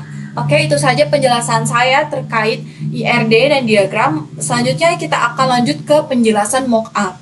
Mockup dari sebuah aplikasi yang sudah kita buat. Selanjutnya di sini saya akan menjelaskan rancangan antarmuka atau mockup aplikasi yang saya buat menggunakan Figma. Mockup ini dibuat berdasarkan hasil analisis kebutuhan sistem. Nah, ini tampilannya. Berdasarkan analisis kebutuhan sistem, activity diagram, flowchart dokumen, dan IRD yang telah saya jelaskan sebelumnya. Jadi setiap halaman objek maupun file yang ada pada desain berasal dari proses bisnis dan struktur database yang telah dirancang. Dalam proses mendesain, saya juga menerapkan prinsip UI UX agar aplikasi mudah dipahami dan nyaman digunakan oleh admin. Sebelum menjelaskan setiap halaman, saya akan menjelaskan konsep desain yang saya gunakan. Di sini kita dapat lihat di sini nuansa desain yang saya gunakan adalah dengan memilih warna utama yaitu pink dipadukan dengan putih. Karena aplikasi ini ditujukan untuk salon kecantikan, warna pink ini menurut saya memberikan kesan yang feminim, elegan, dan identik dengan dunia beauty. Sedangkan warna putih ini memberikan kesan bersih sehingga tampilan terlihat penuh. Untuk beberapa elemen dekoratif seperti backgroundnya, yang background saya maksud adalah yang warna ini. Di sini kan ada backgroundnya ya. Ini saya menggunakan ilustrasi dan ornamen kecantikan juga. Saya memperoleh referensi visualnya dari Pinterest. Untuk backgroundnya ini saya gunakan dari Pinterest. Ini juga background yang warna pinknya ini. Nah, ini juga sisanya buat sendiri ya. Dan untuk logonya ini saya buat sendiri menggunakan Canva. Di sini dapat kita lihat saya membuatnya menggunakan Canva. Kenapa saya memilih namanya itu RV Beauty? Nih, saya buat sendiri menggunakan Canva, bisa kita lihat ya. Nah, kenapa saya memilih namanya itu RV Beauty? Jadi, RV ini sendiri, RB ini sendiri adalah gabungan dari nama saya dan teman saya Erlin. Jadi nama kelompok saya gitu. RB, Erlin, dan Feby. Kemudian beauty itu adalah merupakan kecantikan. Jadi itulah alasan saya kenapa saya menggunakan nama RB Beauty. Nah, Pinterest saya gunakan di sini sebagai visual untuk background dan ilustrasi agar tampilannya itu lebih menarik, sedangkan struktur antarmuka, layout, navigasi, pembinaan komponen, serta alur pengguna merupakan hasil dari rancangan saya sendiri berdasarkan dengan kebutuhan sistemnya. Kemudian halaman pertama di sini adalah halaman login. Nah, halaman ini merupakan gerbang awal sebelum pengguna masuk ke dalam sistem. Objek pertama yang terdapat pada halaman ini adalah logo yang tadi saya buat di Canva. Kemudian logo ini digunakan sebagai identitas aplikasi salon kecantikan tersebut. Selanjutnya terdapat judul aplikasi dan desain singkat yang berfungsi. Di sini fontnya saya menggunakan fontnya Poppins ya. Sedangkan untuk nama salonnya di sini saya menggunakan font yang bernama Aldura. Kemudian ini juga bawahnya kebanyakan saya menggunakan fontnya itu Poppins untuk ininya isinya. Kemudian di sini saya menambahkan email atau username. Ini untuk icon-icon ini saya menggunakan icon V, ekstensinya dari sini. Nah, ini icon V dari Figma itu sendiri. Kemudian di sini saya menggunakan rectangle. Kita dapat lihat di sini ya. Kita cari. Nah, di sini kita pakai grup rectangle 10. Ini intinya ini buat sendiri semuanya. Ini juga buat sendiri menggunakan font dengan nama Poppins. Lalu file saya memberi, kemudian terdapat file email atau username. File ini saya ambil dari entity admin pada IRD, tepatnya atribut username. Karena pada activity diagram proses pertama adalah melakukan login, sehingga sistem membutuhkan username untuk melakukan autentikasi. Selanjutnya terdapat file password. File password berasal dari entity admin, yang atribut passwordnya digunakan sistem untuk memverifikasi identitas pengguna. Kemudian terdapat tombol masuk. Objek tombol ini berasal dari fungsi login pada activity diagram. Ketika tombol ditekan, sistem akan melakukan validasi username dan password. Jika data benar, maka pengguna diarahkan menuju dashboard.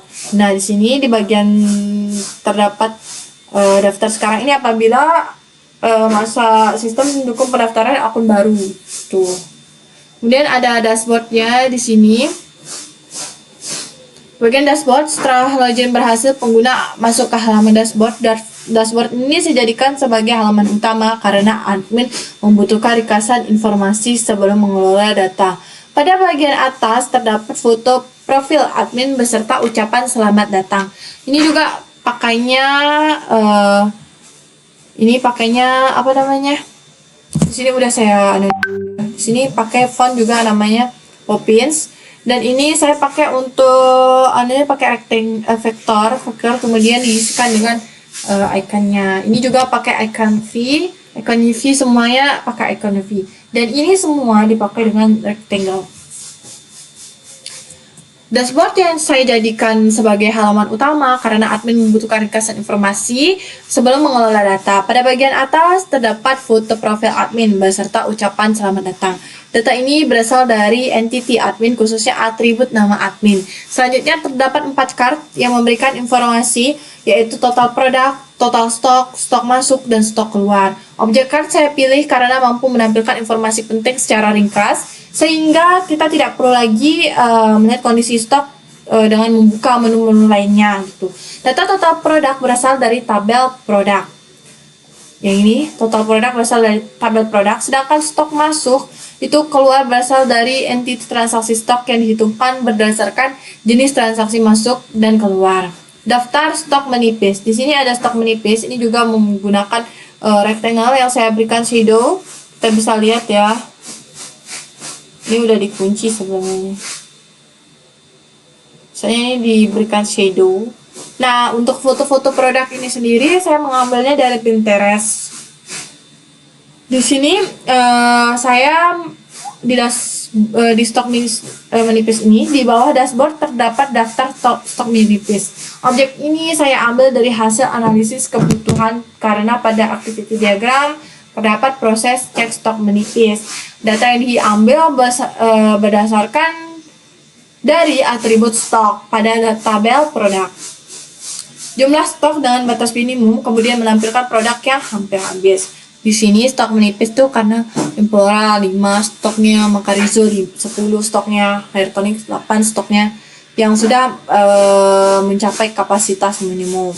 Lanjut, di sini saya juga ada sidebar yang gambar saya gunakan agar navigasi lebih mudah dan konsisten pada setiap halaman. Menu dashboard digunakan untuk kembali ke halaman dashboard, produk ke halaman produk, dan supplier ke halaman supplier, serta transaksi ke halaman transaksi, dan laporan ke halaman laporan. Dan seluruh menu tersebut berasal dari fungsi-fungsi yang terdapat pada activity diagram. Nah, ini semuanya terbuat dari iCanvas dan juga teksnya menggunakan dari Poppins. Ini kita dapat sendiri ya, kalau ini bukan kita mengambil dari internet, jadi benar-benar membuat sendiri. Kemudian di sini ada produk. Produk sini seperti tadi saya katakan bahwa produk ini foto-fotonya saya mengambil dari Pinterest, referensi saya. Ini saya menggunakan rectangle yang berisikan dengan sini ya, kita lihat rectangle yang dibersihkan dengan ikonnya. Ikonnya itu rectangle di sini saya berikan drop shadow. Di sini halaman produknya. Selanjutnya halaman produk. Halaman ini digunakan untuk menampilkan seluruh produk kecantikan. Object search di sini dapat saya tambahkan agar mempermudah admin untuk mencari produk gitu. Kemudian terdapat tambah produk. Objek ini berasal dari fungsi kelola produk pada activity diagram. Daftar produk ditampilkan dalam bentuk card agar gambar produk dapat terlihat lebih jelas dan lebih menarik dibandingkan hanya menggunakan tabel biasa. Di sini kan. Daftar produk setiap card menampilkan nama produk dan jumlah stoknya. Di sini setiap card menampilkan namanya Impora Brightening dengan stoknya menipis yaitu 5. Tadi dia sudah masuk ke stok menipis. Kemudian data tersebut berasal dari entity produk, yaitu atribut nama produk. Kemudian form tambah produk. Di sini ketika tombol tambah dipilih, sistem akan menampilkan form. Nah, formnya itu merupakan objek form ini dibuat berdasarkan atribut yang terdapat pada entity produk IRD. File upload gambar digunakan untuk menyimpan foto produk. Nama produk berasal dari nama produk. Kemudian file kategori berasal dari atribut kategori. Dan file merek digunakan sebagai informasi tambahan mengenai brand produk. Kemudian file harga di sini berasal dari atribut harga dan harga jual, tergantung kebutuhan sistem. File stock di sini tanggal expired saya tambahkan. File stock ini berasal dari atribut stock. Kemudian tanggal expired ini saya tambahkan agar admin dapat mengetahui masa berlaku produk sehingga produk yang mendekati kadaluarsa dapat segera ditangani. File deskripsi ini merupakan sebagai informasi tambahan mengenai produk tersebut. Seluruh file ini saya pilih karena berdasarkan data yang benar-benar dibutuhkan saat admin menginput produk baru. Kemudian ada halaman supplier. Di sini halaman supplier. Ini juga pakai iCanvas dengan latar belakangnya rectangle berwarna pink ya. Kita lihat di sini kalau ini desktop ya, desktop bahwa ada menambahkan foto backgroundnya. Kebanyakan di sini backgroundnya itu saya pakai foto. Nah ini foto backgroundnya karena menggunakan dari Pinterest agar mendapatkan gradasi warna yang menarik.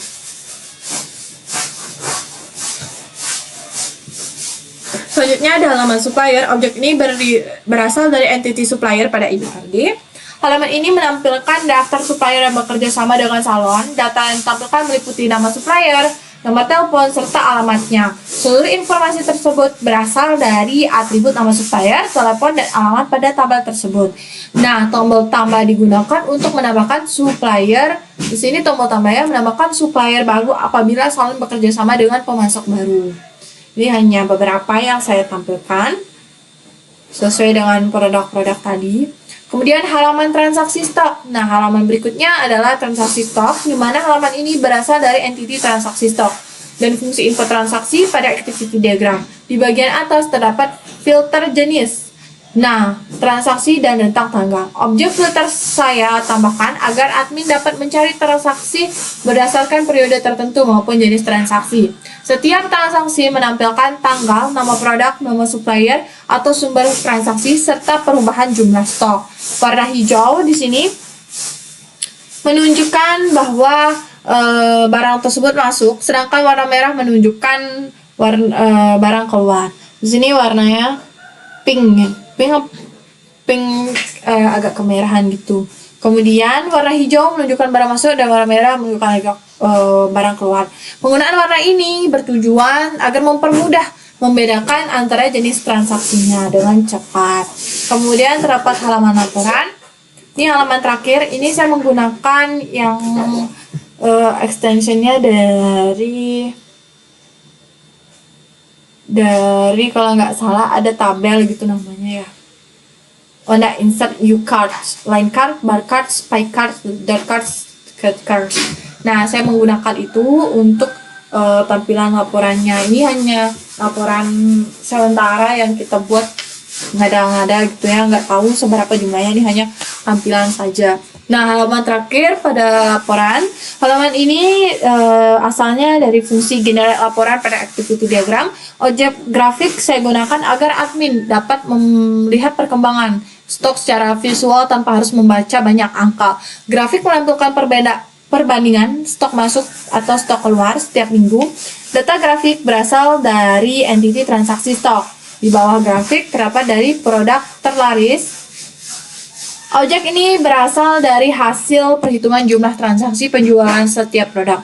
Dengan adanya laporan ini, pemilik salon dapat mengetahui produk mana yang paling diminati sehingga dapat menjadi dasar dalam melakukan pembelian berikutnya. Nah, hubungan mockup dengan IRD, seluruh halaman pada mockup ini memiliki hubungan langsung dengan IRD. Sebagai contohnya, halaman produk mengambil data dari entity produk. Dashboard mengambil data dari produk dan transaksi stok. Halaman transaksi mengambil data dari entity transaksi stok. Sedangkan halaman laporan mengambil data dari hasil pengolahan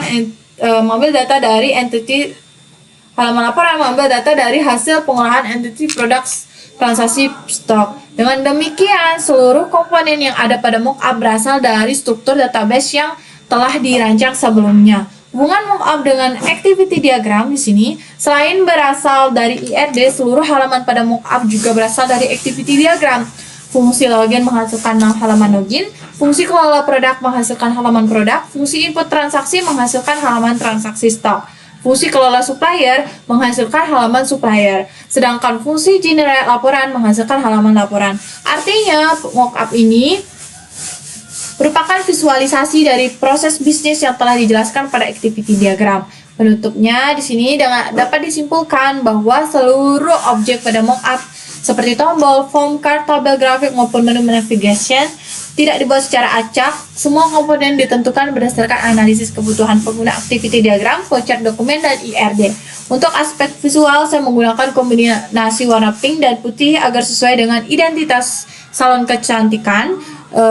Beberapa elemen ilustrasi dan background diperoleh sebagai referensi dari Pinterest untuk memperkuat nuansa desainnya. Sedangkan seluruh layout, penempatan komponen, alur navigasi, serta rancangan antarmuka aplikasi saya buat sendiri di Figma agar sesuai dengan kebutuhan sistem. Terima kasih dari video saya. Saya mau coba run dulu di sini. Sebelumnya saya tidak menambahkan prototype, jadi hanya menampilkan saja beberapa halaman. Nah, ini untuk tampilannya. Login, halaman pertama, kemudian dashboard, kemudian di sini ada tampilan sidebarnya, produk dan tambah produk, supplier, transaksi stok, dan laporan. Sekian dari video saya. Mohon maaf apabila ada salah kata atau mohon maaf apabila penjelasan saya ada yang kurang. Sekian dan terima kasih. Sampai jumpa di video selanjutnya.